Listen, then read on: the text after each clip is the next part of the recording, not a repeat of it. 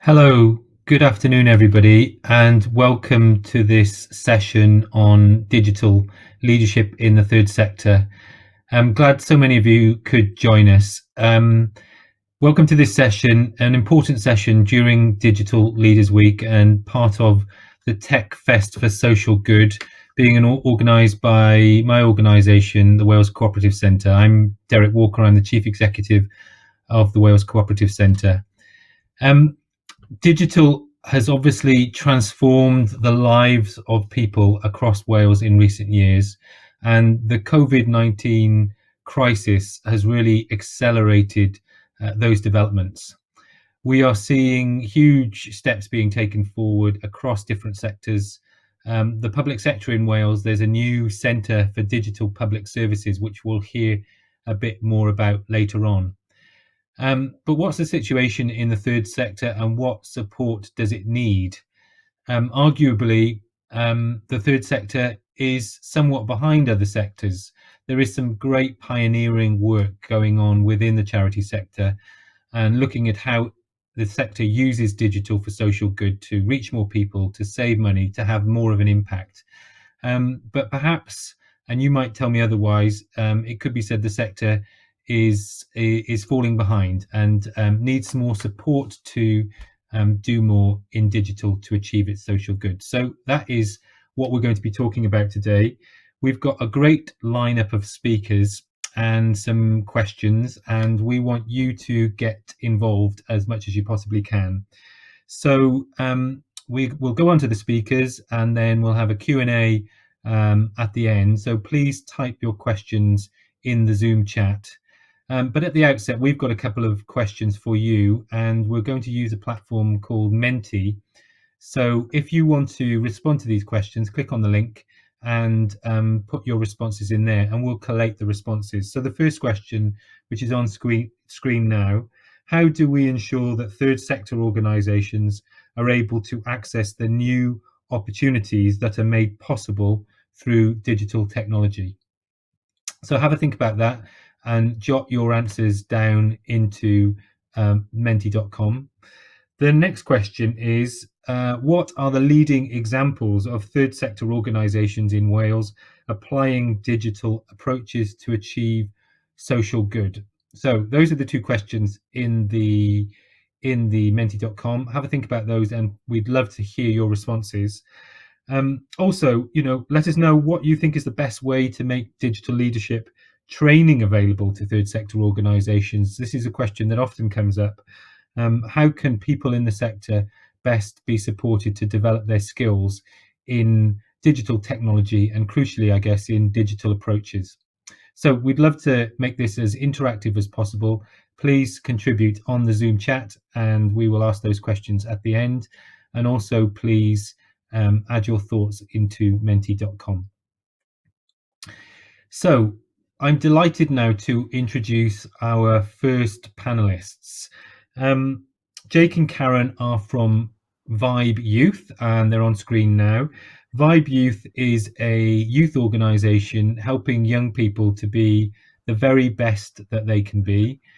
Jake and Karen will tell you a little bit more about that later, but it's really about supporting future generations to deal with the challenges that they face, to take a positive outlook onto their life, to build self-belief, to help with decision making and all of those sorts of important issues.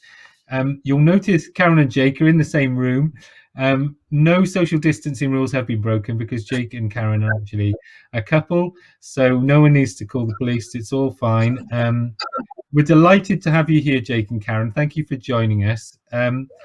I wanted to start by asking you about pre-COVID times, basically what Vibe Youth does, why you set up, and what kind of services you provide. How were things pre-COVID? Good afternoon, Derek, and good afternoon, everybody, and thank you for having us on here. That's a very interesting question, pre-COVID. If I just give you a little backstory in regards to Vibe Youth, and I think the audience will have a better understanding of the reasons why we decided to set up Vibe Youth, and it all stems from personal experiences. I look back at the environment I grew up in, my experiences as a young child through my adolescence, everything that I had experienced was negative growing up. Those negative experiences set me down a destructive path where I went on to make bad choice after bad choice after bad choice. For me, when I was a teenager, I never really had the support from any organization or individual who could relate to what I'd been through, because the support that I was getting, I don't think at that time was adequate to meet my needs. So, fast forward to where I am now, I have a much better understanding of the reasons behind my choices, connecting my behavior to my emotional responses triggered by what I had experienced as a young child. So we decided to set up Vibe Youth to provide a relevant platform of support for young people, but using our personal journeys, our personal experiences as children, as adolescents, as a way to inspire, empower, and ultimately what we want to do is divert young people down a more positive route. So that's one of the main reasons why we decided to set up the social enterprise. We basically, I've always worked with children and young people since leaving school, and I kind of found that some youth services and educational provisions weren't um, there. They weren't able to deal with young people with challenging behaviour, and we were seeing a repeating pattern.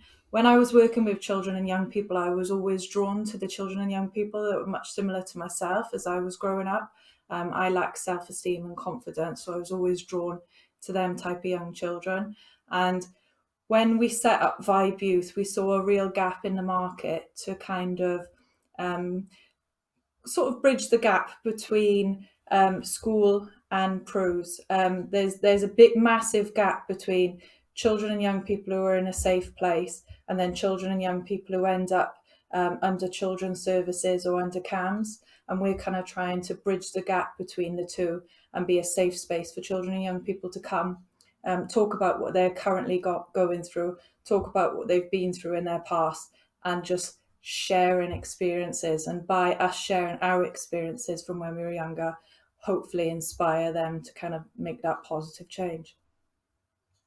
Brilliant, thank you. I mean, I know the organisation a bit. You're doing great work and real need for the work that you're doing. Can you now go on to tell us a bit about your digital journey and how that's been as a result of the pandemic? So, how digital were you in your approach prior to COVID, and what journey have you been on over the last 6 or 7 months or so?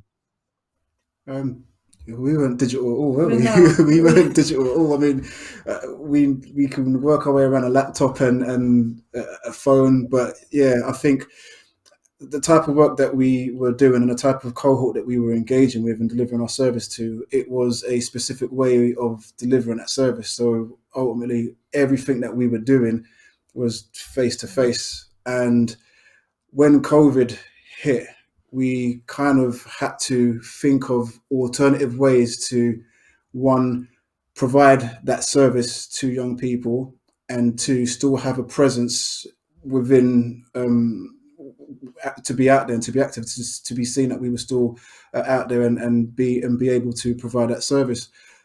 So we had to, have a real hard discussion with ourselves and think about how are we going to be able, how are we able to do what we do, but do it in a way where we're not face to face with the young people, but we need to be able to deliver that service, but do it through a virtual platform. And that's it's a massive challenge that we face because, like I said, prior to COVID, everything that we've ever done has always been either an individual approach or a group approach, but it's always been face to face. and it was so uncertain. When 1 minute we're there and we're engaging with young people in schools, we're halfway through an 8-week project, and then the next day we go in and they're like, okay, schools are closing.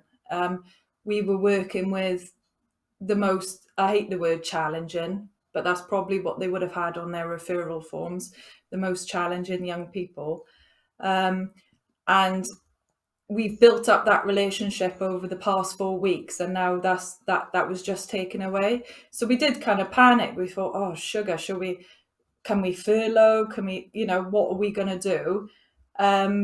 But we had them young people that depended on us. So we did take the leap to not furlough. And we went from literally having all of our work commissioned and paid for by local authorities, schools and whatnot, to becoming totally dry and solely dependent on grant funding. So it was a massive risk, but it was a risk that actually really paid off in the end. Yeah, absolutely. I think we put so much effort into looking after other people, and there's times where we look at ourselves and we have conversations at the end of the week, and we're so drained, and like other great organizations and great individuals out there who are doing amazing things trying to support young people, we're always putting the young person or the young people at the heart of everything that we do, and we will give that young person or that group of young people everything and our all. And it gets to the point where it gets to the weekend and you're thinking, oh my God, I'm so glad it's Friday, but you can't even really relax because you're still thinking about those young people. And for us, that's what was going through our brain. It was a case of being able to deliver a service face to face, and then all of a sudden being told that schools aren't going to be open or community settings aren't going to be open.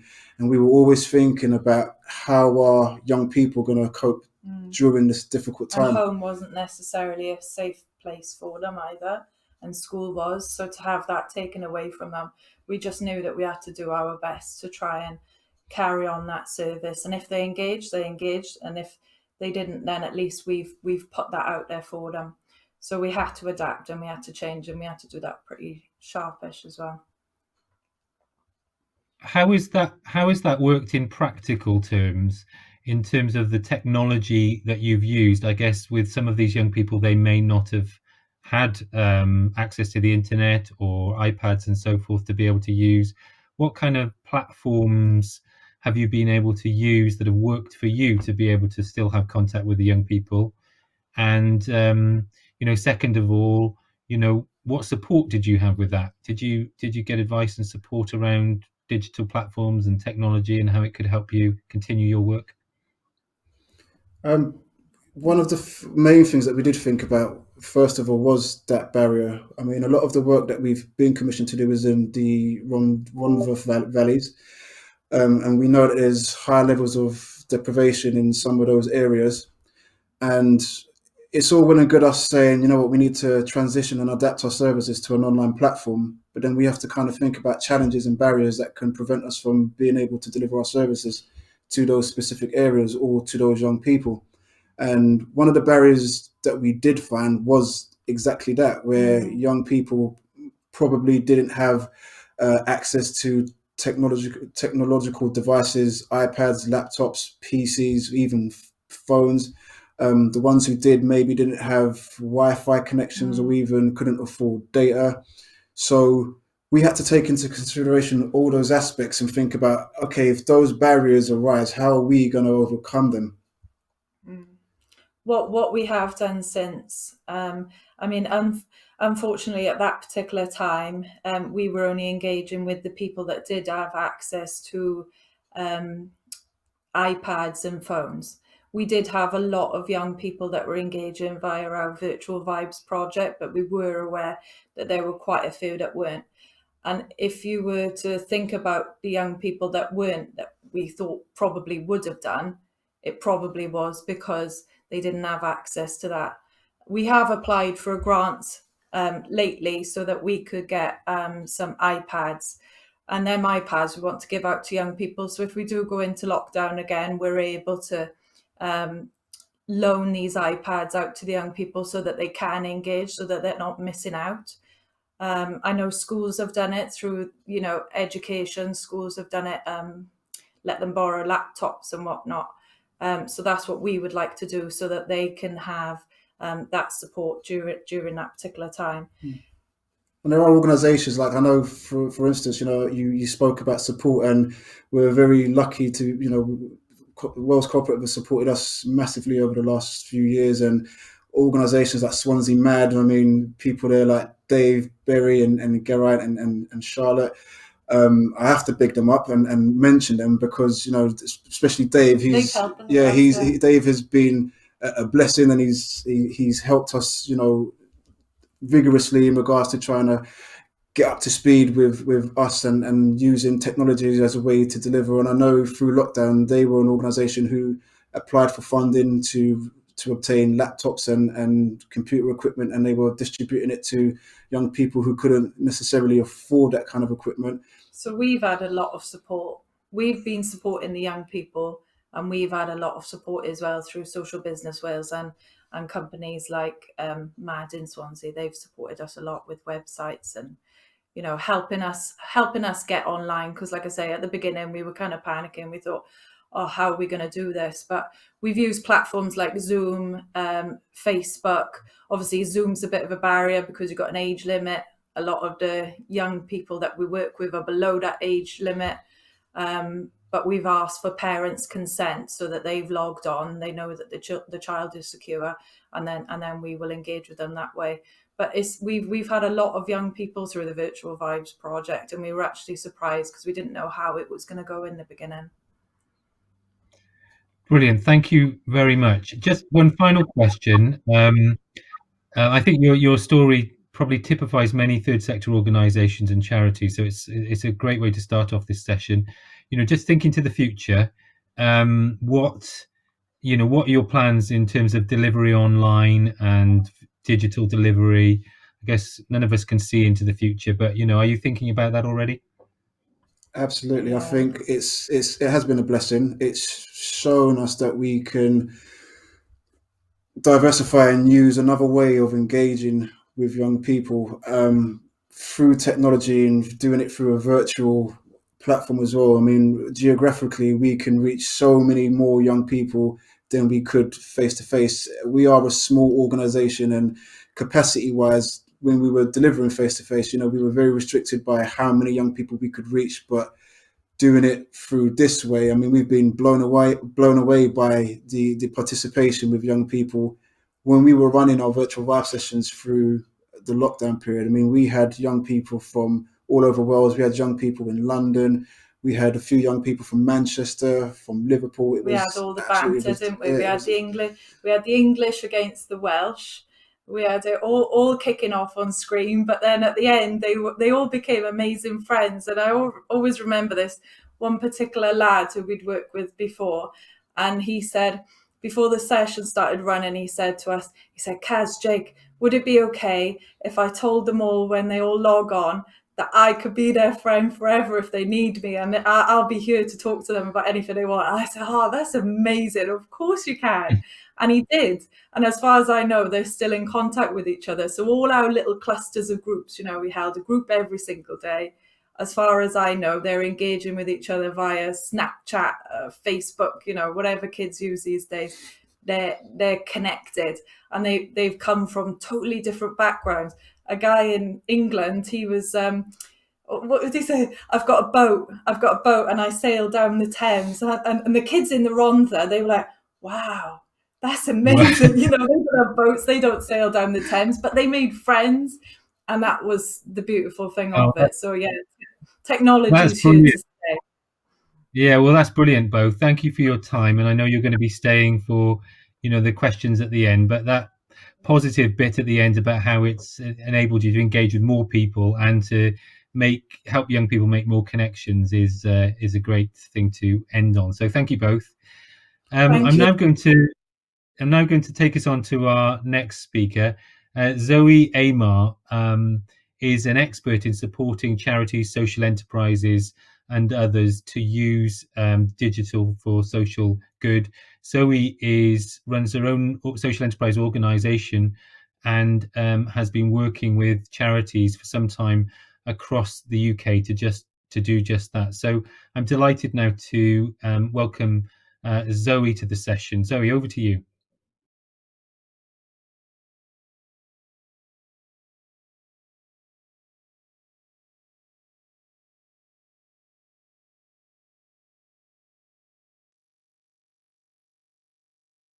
You're on mute. You're on mute, Zoe, sorry.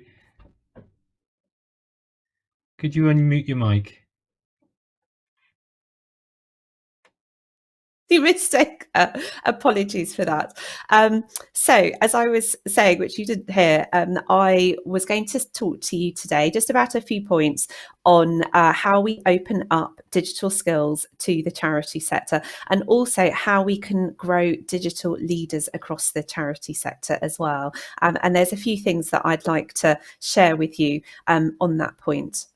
Now, we've seen that during the pandemic, so many challenges have thrown at charities, whether that is a decline in fundraising, the fact that charities were not able to hold the usual fundraising events, and the fact that charities are having to help so many more people in this incredibly difficult time with less resources. But throughout this time, we have seen how good the sector is under pressure.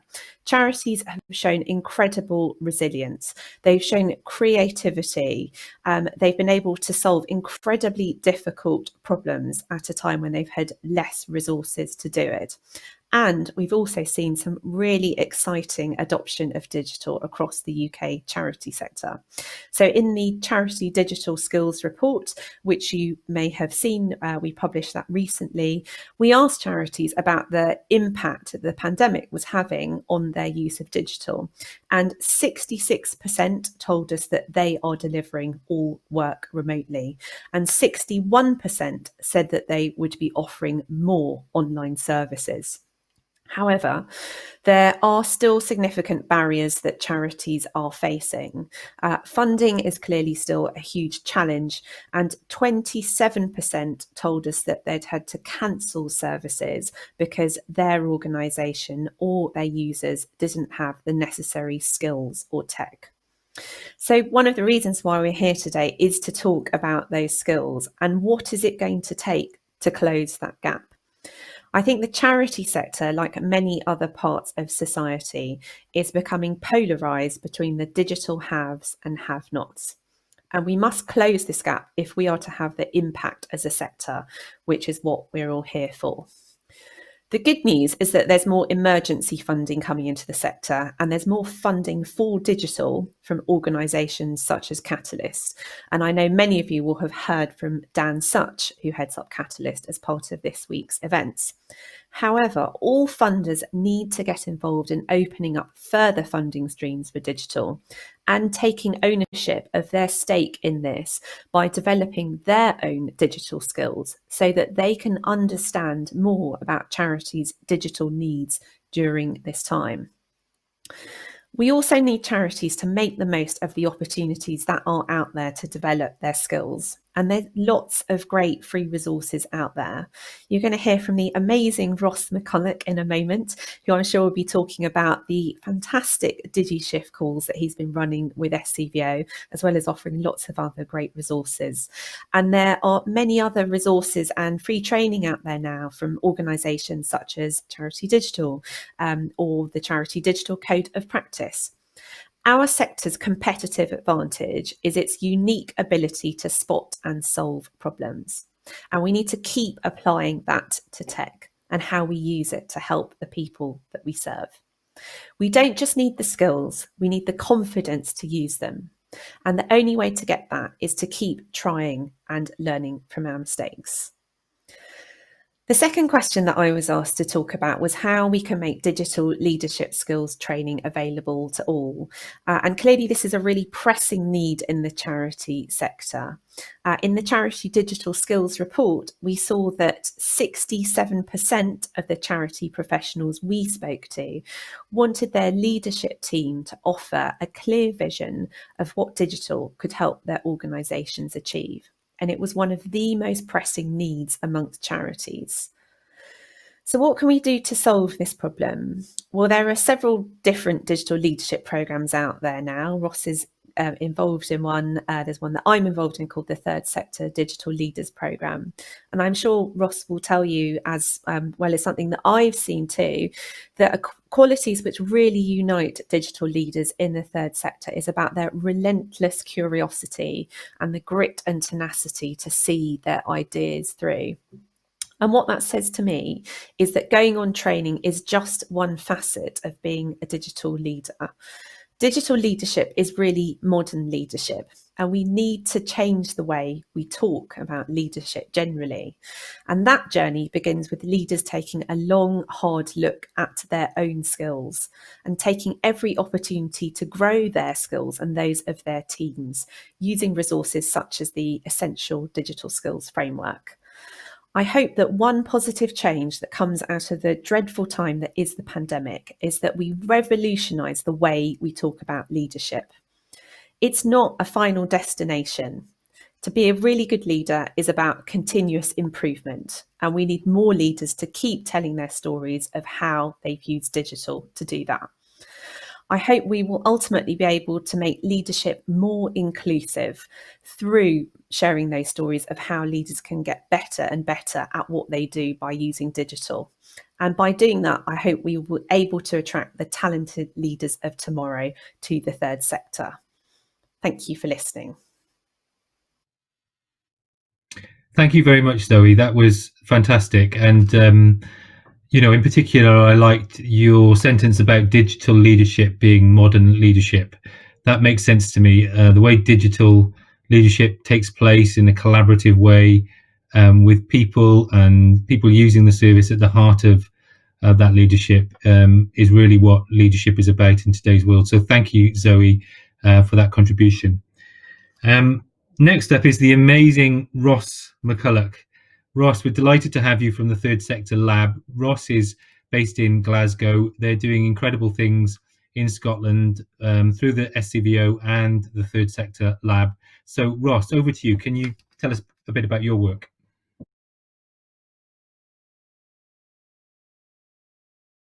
Ross, you're on mute as well. Like the next speaker, please take your microphone off.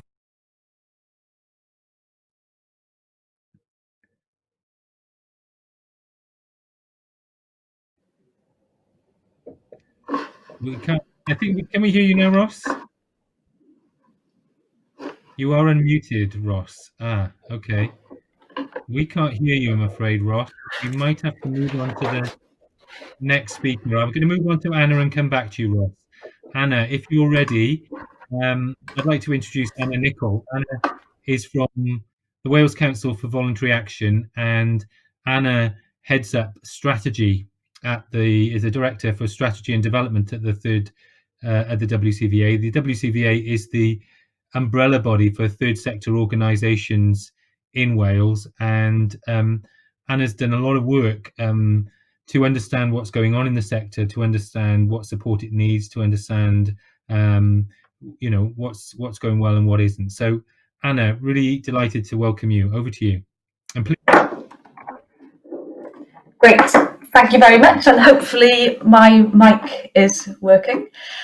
So thank you very much for the invitation to be part of the panel. It's welcome and well done on Tech for Social Good Festival. It's been a great week so far.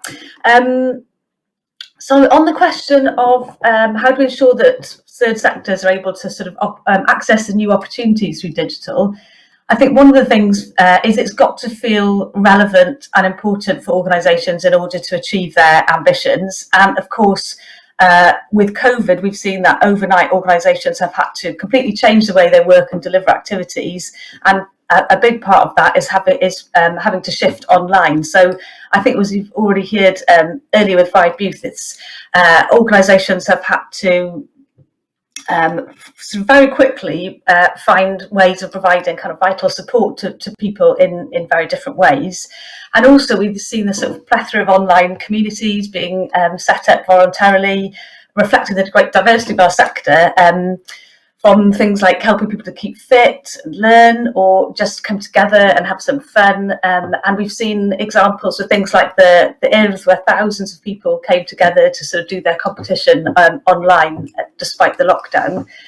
I think with what we've seen with COVID is not just it's not just about going online, but in a sense it's forced us into a bit of a shift in our kind of mindsets and culture, because we've had to do things very differently very quickly.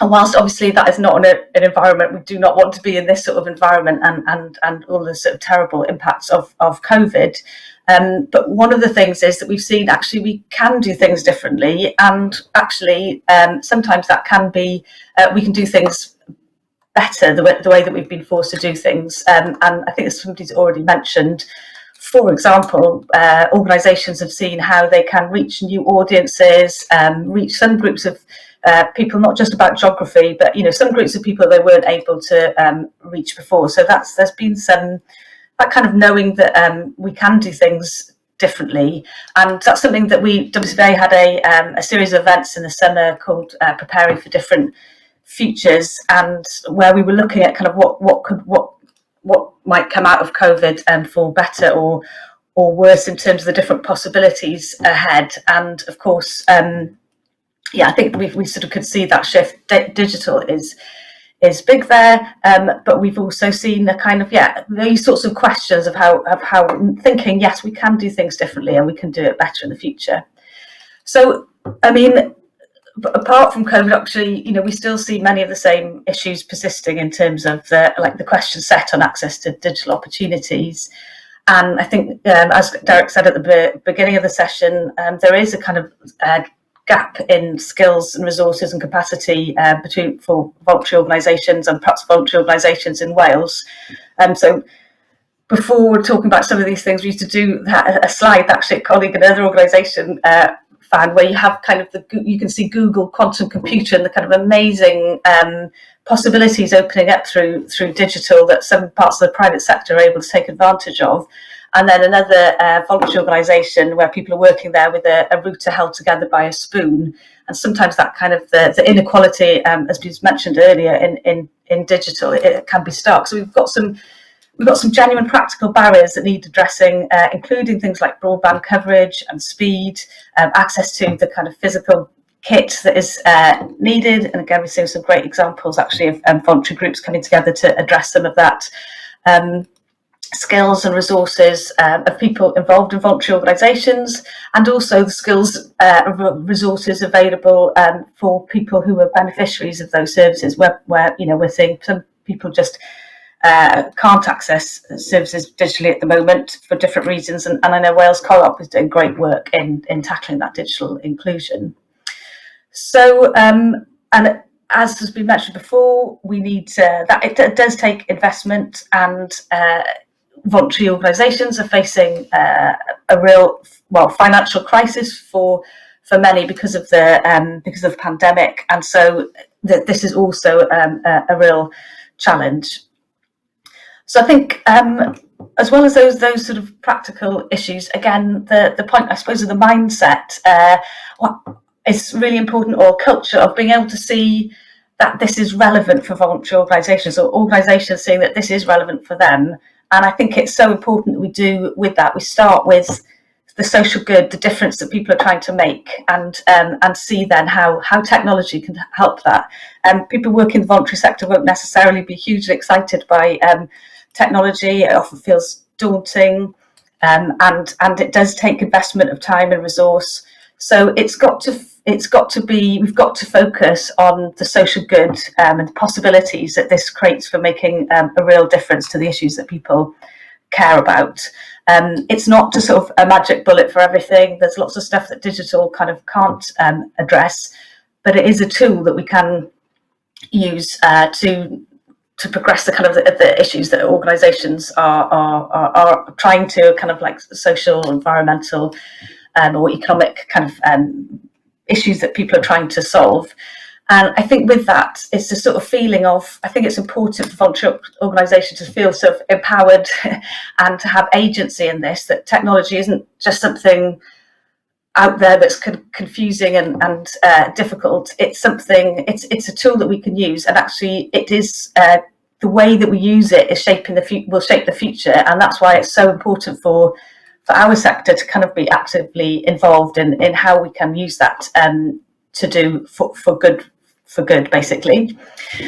And in terms of the question about kind of digital leadership training, just a couple of points there. That first of all, we do have, and again, I think this has been shown in over the last 6 months, we do have a strong infrastructure out there in the voluntary sector in Wales. national organisations like WCVA, Wales Co-op, and actually we work with 26 different national networks across all sorts of different areas of interest in the sector, where we meet regularly. We also have a strong local infrastructure that is connected through to the national. So we've got thousands of, if we want to sort of, I guess, how do we almost find these people or get the messages out? You know, these networks have got access to sort of thousands of members and relationships right across Wales. I think we need to work to see how we work together as a sector and I suppose the industry and government to sort of reach those people.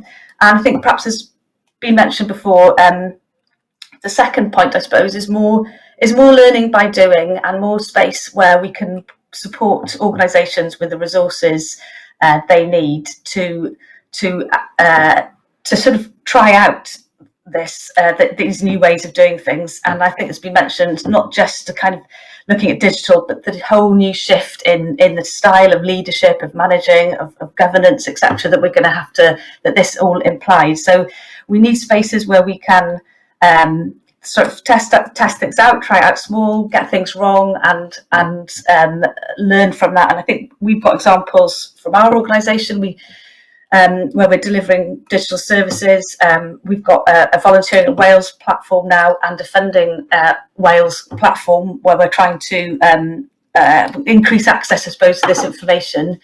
And we found that you know, we can see we've got stuff wrong, as well as now, just by having it out there, the possibilities, I suppose, of how we could do it better, and not least the possibilities of addressing issues around the sort of inequality that's been highlighted through COVID. And I know for other organisations, things like through the crisis, things like the possibilities around data sharing that came out in how organisations and sectors can work together to really make a difference to people. We've learned those sorts of things by being able to kind of do them. So I'd support kind of more of those approaches.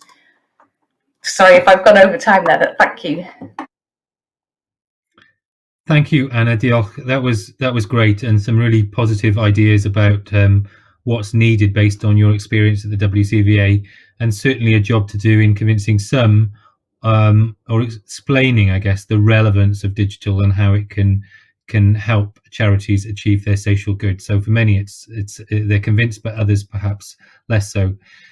So now let's go back to Ross. I won't do the introduction again because you all heard it last time, but over to you, Ross. Okay, hopefully you can hear me this time. Someone give me a thumbs up or just a general okay in the chat would be quite nice. What was interesting as well is, like, Zoe had just spoken, and when you couldn't hear me, I said I had the absolute fear because I always end up going on calls and then realising that I'm muted. But I thought I'd pick up some of the stuff that Zoe and Anna mentioned, particularly Zoe's stuff around funders. I think there's a real need for funders to open up mainstream grants programmes so that digital doesn't sit in really small specific silos of funding, and we've seen that happen quite a lot. And it's amazing some of the stuff that the lottery are doing through the Catalyst and some of the opportunities that's opening up. But it'd be great to see more mainstream funders embed digital into their grants programs. And I think Zoe's point about the fact that, you know, at the funder's end, a lot of the grants officers maybe don't know what value for money looks like or what a good digital project looks like, or whether the thing that they're seeing is about genuine innovation and whether they should be funding it or not. And so for me, I think a lot of this starts with funding bodies. I think the thing that I'd like to talk about, because I think Anna and Zoe have covered pretty much the kind of core elements, is maybe just some of the questions that charities can ask themselves, and particularly leadership teams. And so that first one, what's the problem we're trying to solve? And so what we see a lot in the sector is people rushing to the solution. And we saw this during COVID, is like suddenly we take face-to-face services and now those face-to-face services all happen on Zoom or Teams or some other video platform. But actually fundamentally, what's the problem we're trying to solve? And starting with that and then thinking about what the solution is going to be. I think there needs to be a better understanding of how users are living their lives and how digital is going to help us meet their expectations. So really thinking about what does digital look like in someone's personal life, and not just for your beneficiaries, but also for your staff and volunteers, and applying that same logic to how you run your charity as well. Next one, thinking about how decisions are made across your organisation. I do think there's a huge opportunity all the learning that's come out of COVID has not just been about front-facing services, but we've seen a fundamental shift in terms of how organisations communicate and collaborate internally and the massive potential that offers. And I think it'd be a real shame if all we started to do was take those kind of office-based practices of meetings and sending emails, and suddenly we just kind of transplant that online. I'd like to see more charities thinking about asynchronous working and really getting the most out of digital and actually being able to kind of push the boundaries of what they do. I think it'd be good if there was a better understanding of leaders' understanding of digital skills that staff and volunteers have as well. So if you look at things like the Essential Digital Skills Framework, and particularly some of the work that SCVO is doing in that space, there's some really robust models of really simple questionnaires that you can deploy to staff teams and really get a handle on where those gaps are and where people need training and where they need support. And what we've seen during COVID is charities really, I guess, stepping up and staff taking themselves out with their comfort zone and trying completely new things. But we need to support charity staff, and we need that training and that budget to be there. And particularly as we move into new areas, like people having a better understanding of data and how it's going to help them make decisions, what types of training and support do people in your charity need to make that happen? I think particularly around this period, we've seen huge opportunity. There's also, I think, lots of risk that comes with that as well. And if you look at some of the work that people like Alison Stone, SCVO are doing around cybersecurity, I think this is still an area that's maybe not been taken seriously enough in the sector. And so for me, I think charities looking at what are the ways that they can become more robust and secure online, and thinking about that from a technical point of view, but also thinking about it from a safeguarding point of view. So some of the really good resources out there, things like DigiSafe from the Catalyst, which is a really simple 7-point framework that helps charities think about how they deploy digital services and how they keep children, young people and adults that they work with safe when they're doing that. I think most organisations have thought that stuff through. For a lot, they've had to react really quickly during COVID. I'd like to see charities take kind of stock of that, think about what they're going to do next. The final thing that I want to talk about is just this notion of understanding what is out there already and making sure you don't rush to solutions. So for about 90% of the ideas of tech for good, there will already be an existing platform. And actually, most of the stuff that you're trying to do will not be unique. So your counselling charity is maybe trying to deploy an online chat support solution. That same solution has probably been deployed by countless charities already. So how do we learn from what other people are doing, and how do we take the understanding that, how do we deploy stuff quickly rather than thinking that we're sitting there with a blank slate all the time? What I would also urge you to go and do is go and look at some of the frameworks that exist already. So Zoe mentioned the Charity Digital Code. So we were lucky enough at Third Sector Lab to work with Zoe's team in building the code website, but it's got 7 really simple principles that should underpin how your charity is approaching digital and how to develop a really simple strategy around that. So looking at leadership, looking around being a user-led organisation, thinking about how the culture of your organisation affects that, thinking about how you can deploy a simple strategy, and that strategy being about delivery, not just writing stuff down on a paper and taking months and months to agonise over it, thinking about what the skills level of your organisation's like, thinking about how you manage risks and ethics, and then finally thinking about how you can be adaptable, and just that notion that digital is never done, you're never finished doing this stuff.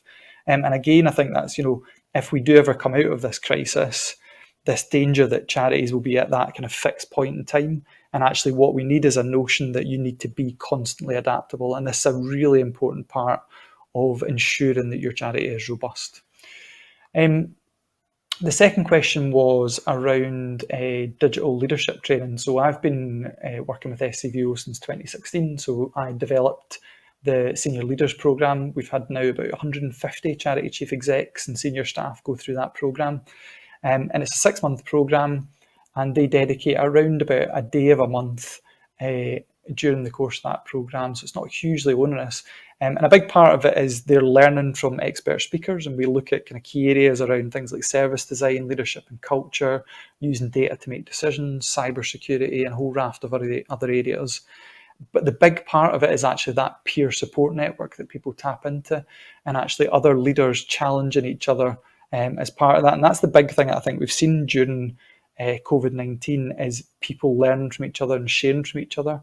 And I'd like to see much, much more of that, rather than thinking, we don't quite know how to do this, we need to immediately outsource that problem to a digital agency or to a consultant, often who might not have a lot of experience of your beneficiaries or the problems that you're trying to solve. And actually, your best starting point is to go and look at some of your partners in the sector, and whether that's in the country that you operate in or beyond, but actually taking those opportunities to learn from other people in the third sector. So I think that's me, but I'm happy to pick anything else up in the Q&A at the panel session. That's brilliant. Thank you, Ross. Really interesting presentation there, but also comforting to get your advice about, what's out there. A lot of the solutions have already been solved, and working together can, really help third sector organizations to go on their digital journey. Also interesting, this approach, exactly right, is digital is not something that you sort of do and then finish with. It's an approach to doing things that you continue with. It's a continuous journey, and that's come up a number of times during this week already. Now over to our final speaker. Tim Daly is Programme Manager at the newly established Centre for Digital Public Services in Wales. Tim is the Programme Manager who is leading the alpha phase, which I think is the exploration phase, looking at what the centre will do and how it will do it. And the centre aims to bring people working in digital and digital transformation together with people in the public sector, leaders in the public sector, to think about problems facing the public sector and how digital approaches can help. So a really exciting initiative, and over to you, Tim, to tell us a bit more about it. Thanks, Tim. Hi, thanks, Derek. So as Derek said, the Centre for Digital Public Services is a fairly new setup. A couple of months we've been in the open. We've been doing some research prior to that, where we talk to everyone across the Welsh public sector, pretty much, in all the different kinds of areas. And some of the things resonate quite strongly with what this particular talk is about in terms of third sector, just echoing the things people are saying around. People don't know what digital means. They don't know how to exploit it. They don't know what good looks like.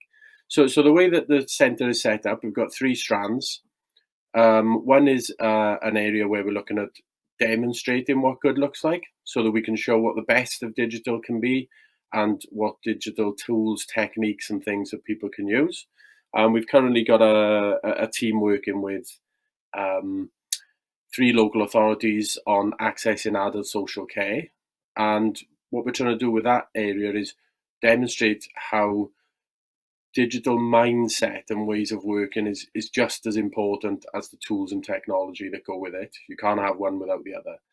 And I think it's quite relevant in terms of third sector and charities, because what we're trying to get people to do is co-design based on the needs of users.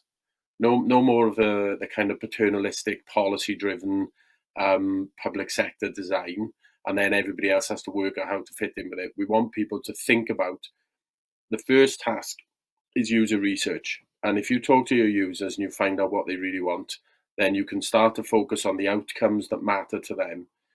And you go end to end on that process. And that's the really important part about this, is you go end to end on that process. And then you have to fully understand what it takes to deliver that customer experience from end to end and front to back. And that's where all your tools and your policies and all the rest of it come in. And in public sector services are almost entirely undeliverable unless other people become part of that process.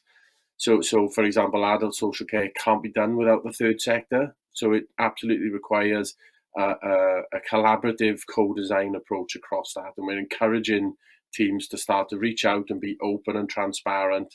And that's where the mindset comes in, and experiment. You know, the digital delivery process of doing things like discovery and alpha, and then doing some build, and then taking stuff into continuous improvement and small steps of iteration based on a responsiveness from what users give you. Because if you're not able to respond to what they tell you, then you're going to set yourself up for a bit of trouble. So that's a really important part of what we're trying to make happen right across the piece.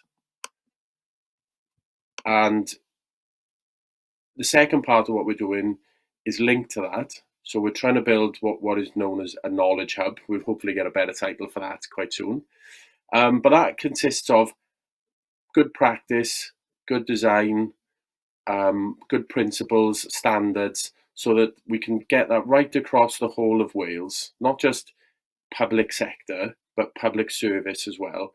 And that covers all health boards, all local authorities, all Welsh Government and arm's length bodies. So you can see that if that's that big, then we have to be able to share that with everyone who then works in and around those services as well. And once you've got those standards, we need to create communities of practice. And at the moment, those are probably enclosed within Welsh Government. What we want to do is open them out and have much broader communities of practice where people can really share what they're working on and what they find. I think, as a couple of people have previously said, there are very few things that someone already hasn't encountered. So we should absolutely be capturing that. And we'll be building, platform is too strong a word probably, but we'll be building a platform to be able to share that information in the open and be transparent. It's public sector work anyway, so we should be sharing it in the open. And part of that is our third strand is about skills and capability. So starting with, and it's come out very strongly already today, leadership. How do we get leaders to work and understand what's going to be different and how to do it? And then as we go down that chain and we think about then very specific capabilities around where we've talked about connectivity or data or cyber, it can go into that detail, but we've got to give people the big picture and the context first. And of course, what we want to be able to do then is make those available for anybody to be able to use and to tap into. So we need to create a kind of ecosystem of, if there's a problem, then who is out there that can help somebody fix that, and how do we work on co-design and how do we make it happen? Important things in there, I think, have come up quite strongly. Data sharing opportunities, which is where you start to think there's some huge strides being made as COVID response and recovery has shown around how to find out where vulnerable people are, how to find out who needs help most. But actually now we need the tools and the techniques to be able to say, right, we need a broader platform for how to make that stuff available and how to help people understand it. Connectivity, always important. It's no good saying we can do all this digital stuff if people just don't have the tools and the connectivity and the capacity. And there are also some really important things that we think should be set at that top layer, such as ethics. You know, we need to think about things where just because something can be done doesn't mean it should be done. And how people think about use of digital in terms of things like automation and machine learning and all that kind of stuff can be really, really important to people. But let's make sure that we get the ethical lens on that quite right. But really, for me, the key part of this is going to become how we can make sure that people understand how to do this as well. So not just training people about what is available, but what does good look like. So leaders need to spot, I think as Ross said, what does a good digital delivery project look like? How do you know that the thousands of offerings in the market for digital services and tools and apps and APIs and all the rest of the gubbins that's going on makes sense and is right for you? How do you make sense of everything that's being offered to you? What we need to be able to do is be able to support people to understand that context. And that's where we think that's really important. Starts with the user need, go through the process, make sure that you keep that rigorous eye on what users are all about. And in context, a user is anyone who's the kind of, in language you guys use, beneficiary, or somebody trying to undertake a service, or somebody who needs support somewhere along the way.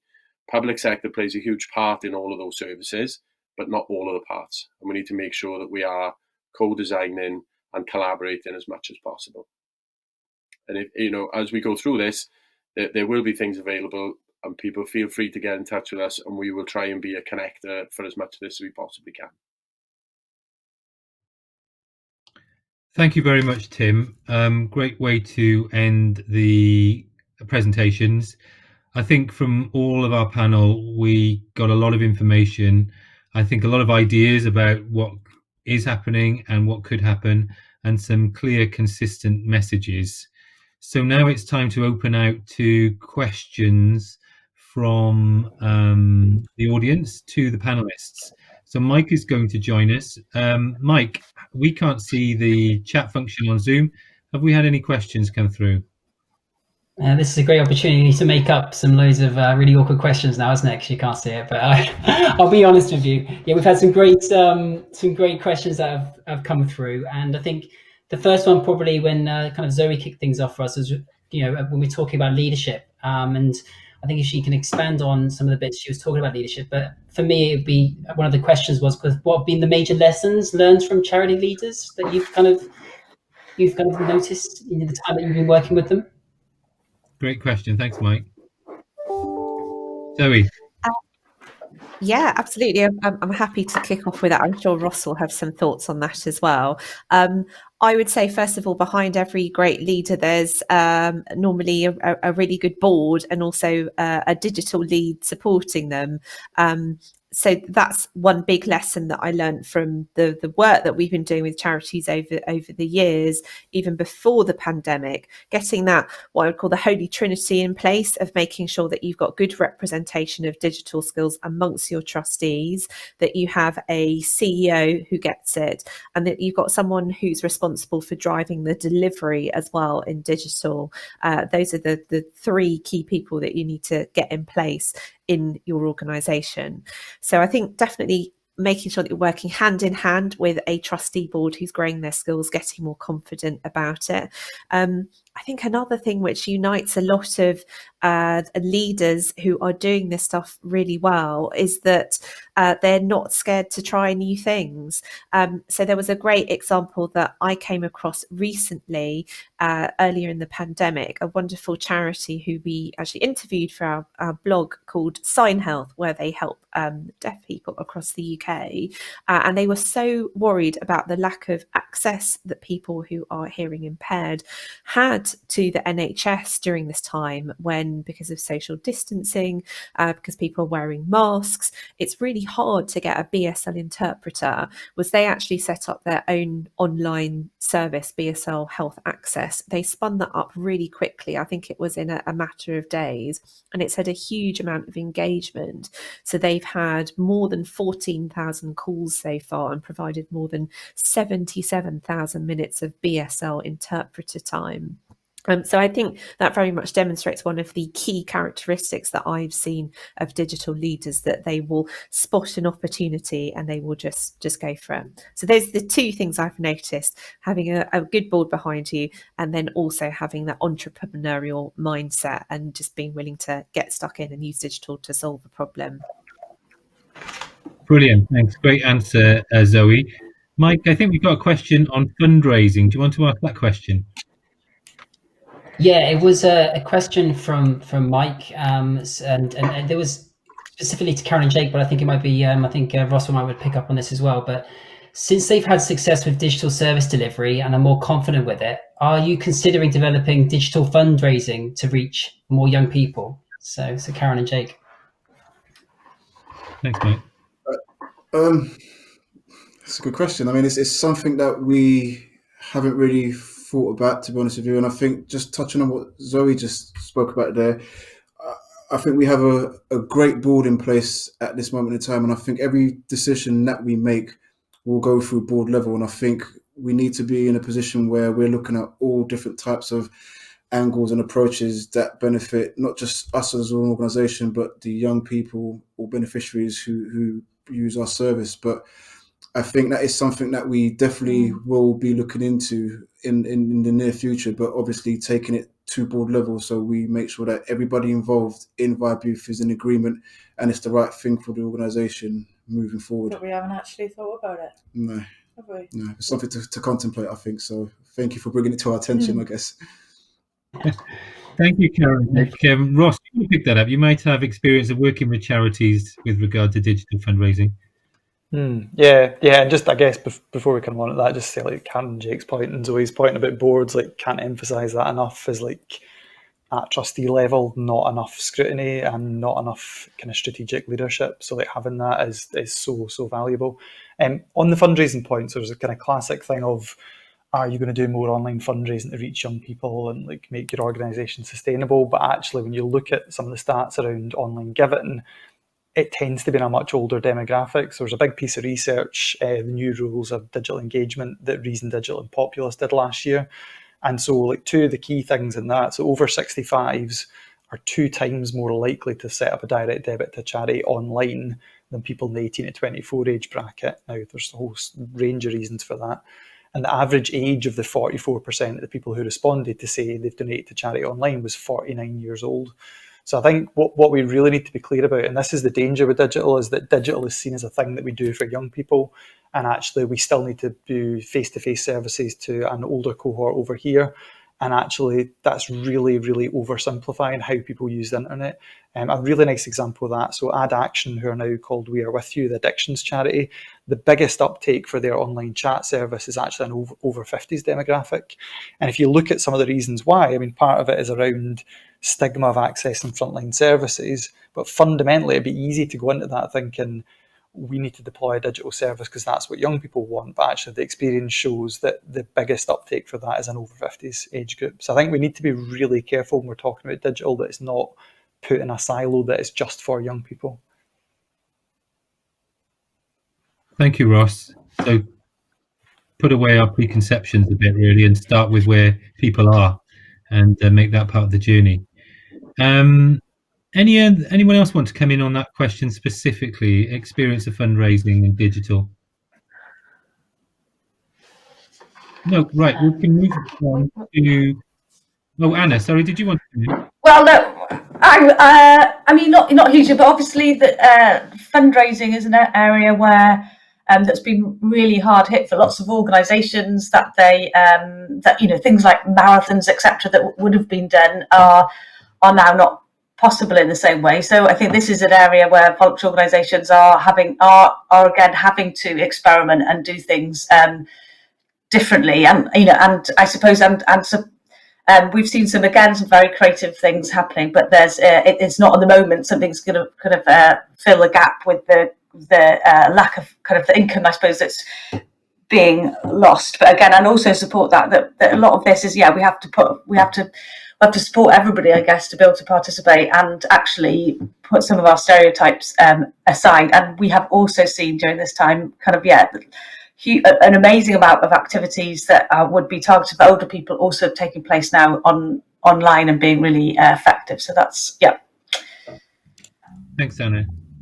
I mean, building on the point about, going back to the point about boards and governance and CEOs, I was lucky enough a couple of years ago to go on the Fuse program. I don't know if it still exists, that Dan Snitch and the cast crew organised, and it was digital leadership for third sector leaders.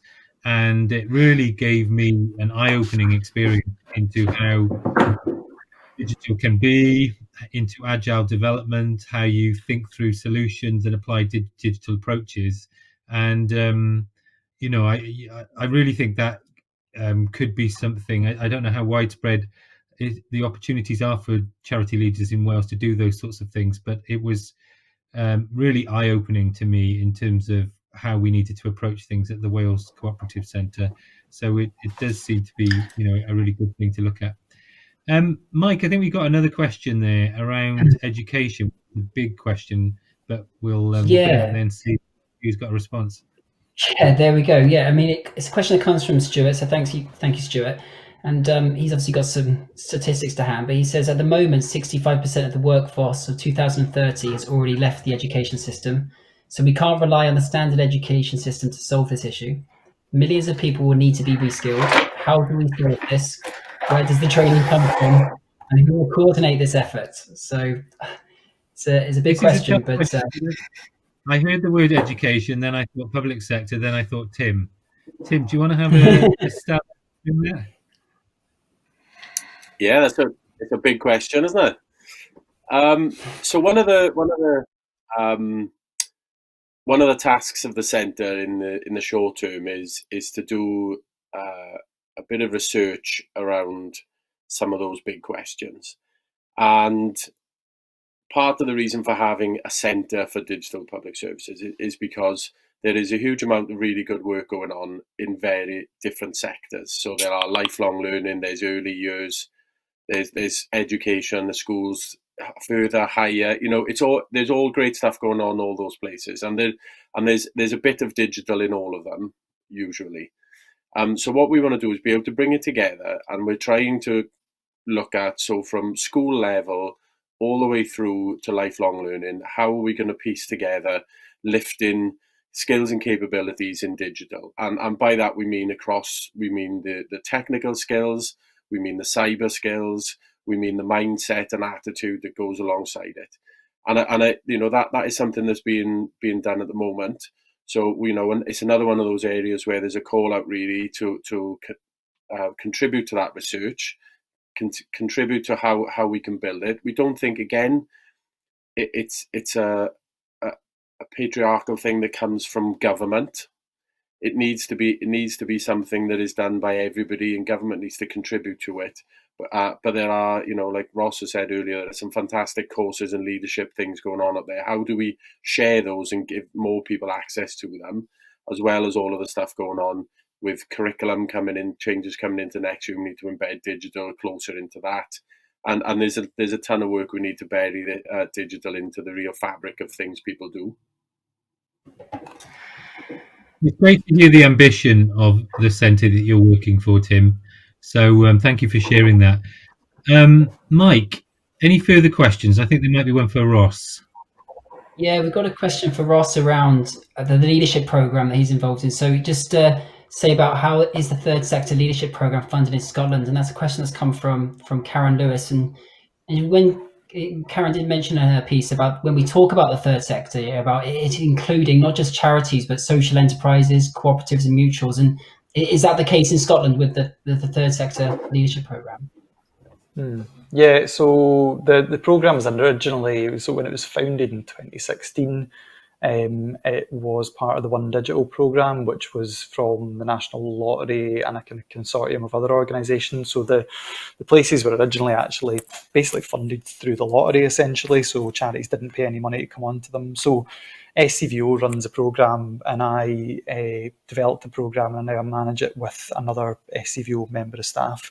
So the last year's one, well, 2020's one, I think it was £500 people paid to SCVO, and that, I mean, basically SCVO is kind of subsidising the places on it. So compared to some other leadership programs, it's fairly low cost. What we managed to do, we've got a cohort at the moment, so it's our third cohort of this year. And actually CCPS, who are the kind of membership body for social care charities, have actually paid for some of their members to go in the programme. And so they've managed to basically get funding for that. And we're looking into next year what there might be in terms of things like sponsorship opportunities. So compared to a lot of leadership programmes, the cost is actually quite low, but partly that's because it's either been funded or it's been subsidised kindly by organisations like SCVO. But in terms of the mix, I mean, the third sector encompasses anyone that's a registered charity. So we've had social enterprises coming on, we've had housing associations coming on, we've had more traditional charities and kind of smaller community groups. We've had big charities that are part of kind of UK-wide or international networks, and we've had some really small community groups that only operate in, say, like the East End of Glasgow. And that's one of the, I think, the big advantages is some of the bigger charities have learned a lot from smaller charities' ability to be really nimble. So when we heard from Karen and Jake, you see in like smaller organisations who can react really, really quickly and actually have got a strong board behind them. Whereas some bigger organisations, I would argue, actually during COVID have struggled a lot of the time, even though they've got huge resources, as actually making decisions quickly is not built into the fabric of how they operate. Lizzie. Thank you, Ross. I've got a question for all of you. I'm sitting here as CEO of Wales Co-op Centre, and we're an infrastructure organisation like the WPVA, as Anna mentioned, and we are seeing all the thoughts that you've got out there. We've seen lots of great activity. We're seeing some organisations struggling. We're seeing some organisations really getting to the table about the discussion on digital. Where would you start if you were looking to support third sector organisations in Wales? Start the journey, make progress in terms of digital. What would be the one thing that you would start with? And it'd be nice to get different. Don't all do the same thing. But where would your priorities be? Zoe, you're in my top left-hand corner. Would you go first? Yeah, I was going to say the first thing that I would always start with when finding out what people's needs was is to talk to them. So I would begin perhaps by talking to a small group of leaders in the organisations you mentioned in Wales, and to find out from them where they're at, how their use of digital has changed, how the people they support's use of digital has changed, and then I would design whatever you offer to them around that and look to test some of the impact of those interventions with them. But absolutely, I mean, it's been my mantra of the pandemic: talk to your users, and then talk to them again. And that's great. That's really good advice. Ross, you're next on my screen. Could you give us your thoughts? Could you repeat the question, Derek? So what's the next step for us in Wales in terms of supporting the third sector with digital? Where would you start? Where would you begin? Do you know, one of the things that's not been mentioned a huge amount yet, I mean, it's been mentioned a little bit, but I think around digital inclusion, and it's probably the biggest area that I think Scotland's got stuff right in a really fundamentally big way. So there was a big project that I was involved with the Scottish Government on right at the start of lockdown called Connecting Scotland. And so the Scottish Government's now invested, I think it's around about maybe £63 million now in terms of getting devices, free data, and basic digital skills out to people. And actually, I think there's a very patchy approach to that in lots of parts of the UK, and we're seeing amazing projects like Reboot from Nominate, where they've kind of developed a platform where people can go and take off-the-shelf solutions to develop digital inclusion projects in their own areas. But actually, we need big fundamental change, and it needs to come from government, and it needs to have the finances to back it. So, I mean, digital leadership aside and thinking about digital service delivery, for me, that digital inclusion piece needs to be there, and we need to support more people to get online, and we need to support them to be confident in doing it, and we need to give them the access to data to be able to do it. And that's just not happening in a really effective, big way at the moment. And for me, that's a thing that Scotland has got right, and I'm not seeing it happen in the rest of the UK. I need to draw your attention to something called Digital Communities Wales in that regard, Ross, which an initiative that we run in Wales, which is similar to Scotland in that it's an integrated digital inclusion program. I think I agree with you. In parts of England, you don't see this, but there is an extensive and fairly well-resourced program in Wales called Digital Communities Wales that does just that. And we've been distributing kit to care homes and providing data to care homes and various different things to groups that use it. So I'll flag that up for you so you can have a quick look when you get a chance. Anna, you're next on my screen. I mean, you gave us a lot of information about what you're hearing from your members. Where would you start with this? Yeah, I think it's something that's been mentioned before, but I'd say that kind of space for networking, for connecting organisations, so that we can learn from each other and sort of build confidence and trying different things out, learning from each other about what has and hasn't worked as well, and a kind of like a space where people can be confident to talk about that. So I think that kind of peer-to-peer learning, a place where people can connect together, and I guess like the program in Scotland as well, that they, I mean, I guess that does work as a network as well, where people are also getting kind of advice as well. But yeah, that peer-to-peer network, I think I'd start with that, to people to build confidence of what we already know is out there and working. Thank you, Anna. That's very helpful. Karen and Jake, in your experience, what is it that you need? You said you already had some good experience, good support, which is great to hear. Are you okay, Anna? You've dropped off. You fell off the chair then. I hope you're okay. Karen and Jake, where do you think we could start? I think for me, at risk of sounding completely stupid, I am not tech savvy whatsoever. I'm a CEO of an organisation because we've had a lot of personal lived experience to pass on. So tech kind of scares me a little bit. So I think it's about organisations who are there to support third sector organisations, need to be aware of different people's learning styles. So, for example, I've been on courses where things have been done too fast.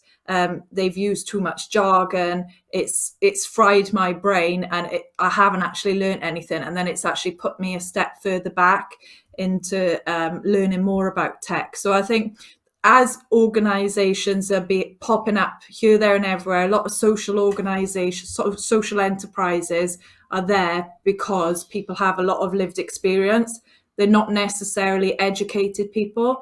So I think organizations really need to think about how they're going to make it less scary for those people and how they can change their styles to suit different people from various different backgrounds, because there's almost that stereotypical tech person, and the way they word things is going to be totally different to the way that we might learn.